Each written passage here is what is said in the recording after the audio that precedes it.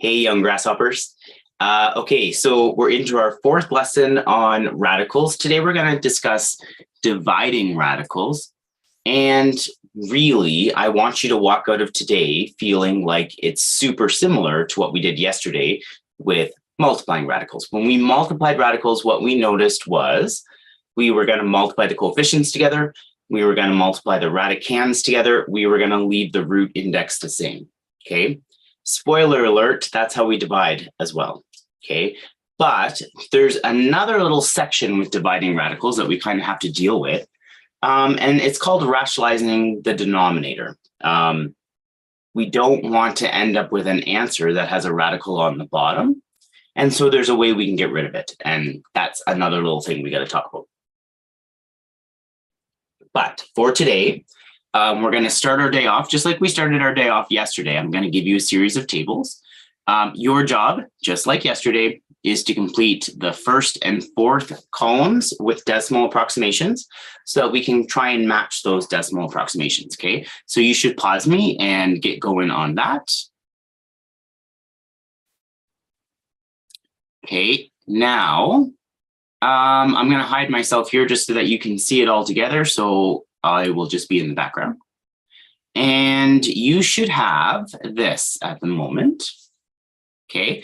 And while you're comparing those answers with your answers, I would also like to color code it. So we're going to look for similar items here. And if I color code everything, we're looking at something like that. Okay. So we can see that root 24, you can see my mouse here, root 24 over root 3 is the same as 2 root 2, okay? Or 3 root 35 over root 7 is the same as 3 root 5. Now, that particular one, this yellow one that I'm comparing right now, might be easier to see, but look what we did. We went 35 divided by 7, and we got 5 there, okay? You may not see what we did here, because you may say, hey, but wait, Hill, 24 divided by 3 is 8. You're right. But doesn't root 8 simplify to root 2, okay?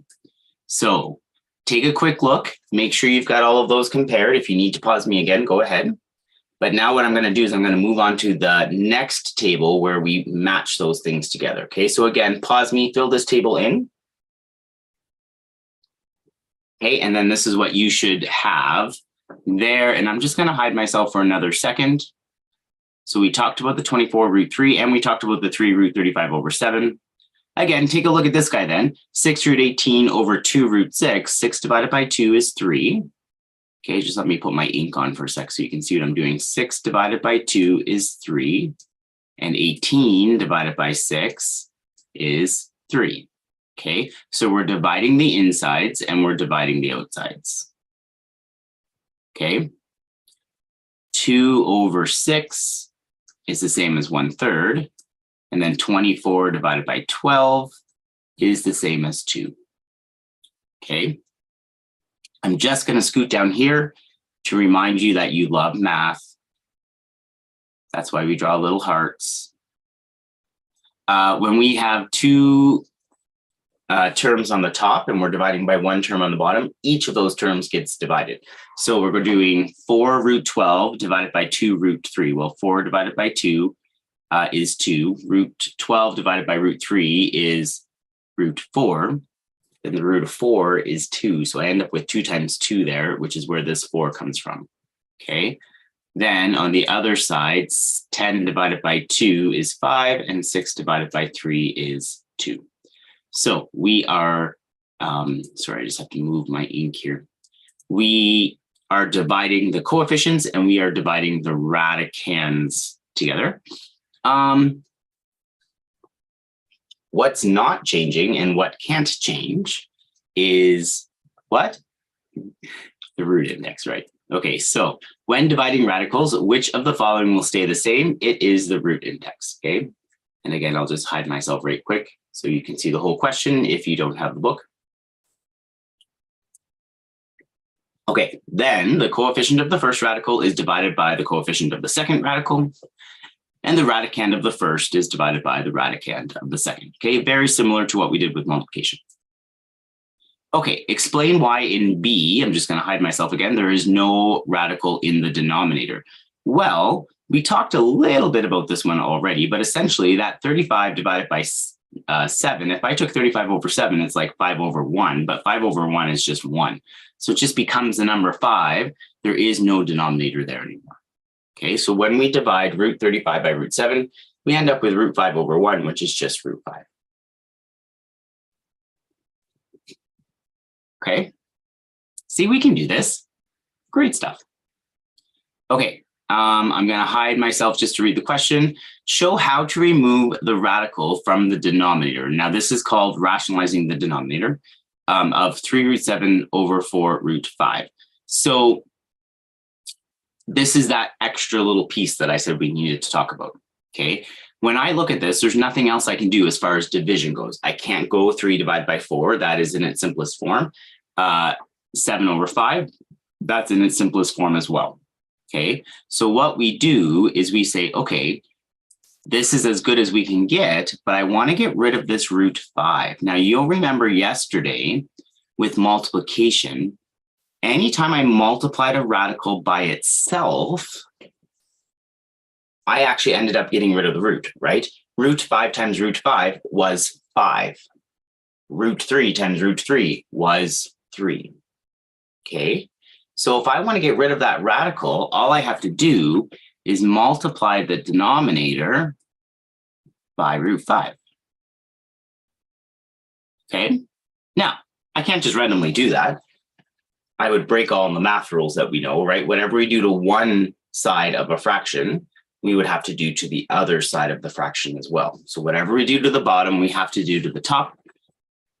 So I'm going to have to multiply the top by root 5 as well. Okay, so that's going to end up looking like this.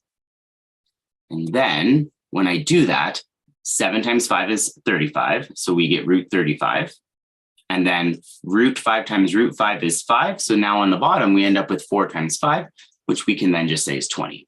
So we have 3 root 35 over 20. How could we check to make it right? Make sure we did it right? Well, throw this fella in your calculator. Throw this fella in your calculator. If you're getting the same string of decimals, you know you've done it right. Okay. So when I put the top original question in my calculator, I get 0.88741. The bottom, oh look, 0.88741. So we're good to go. Okay. All right, so the division property of radicals looks very similar to the multiplication property of radicals. The nth root of a over the nth root of b can be written as the nth root of a over b. Okay, again, a is a natural number. N is a natural number, and a and b are greater than 0. B is greater than 0, and a is greater than or equal to 0. We can't have that 0 on the bottom, right? We've talked about that in other contexts before. We can't divide by 0. So we have to say b is greater than 0 there. Okay, when you are dividing radicals, we will divide the coefficients and divide the radicands, but the root index stays the same. Okay, the root index stays the same. And you can't leave a radical in the denominator. Getting rid of a radical in the denominator is called rationalizing the denominator. Okay, to do this, we multiply the numerator and denominator of the expression by the radical you're trying to eliminate. Okay, so we're going to try just a couple of those rationalizations now before we end our time together. Okay, so for the first one, 10 root 32 over 20 root 4. Now, your first go-to isn't to rationalize the denominator. It's to see if you can do the actual division. I actually can go 10 divided by 20, right? That would reduce to 1 over 2. And I can go 32 divided by 4. That would reduce. 32 divided by 4 is 8, right? So then that becomes root 8 on top.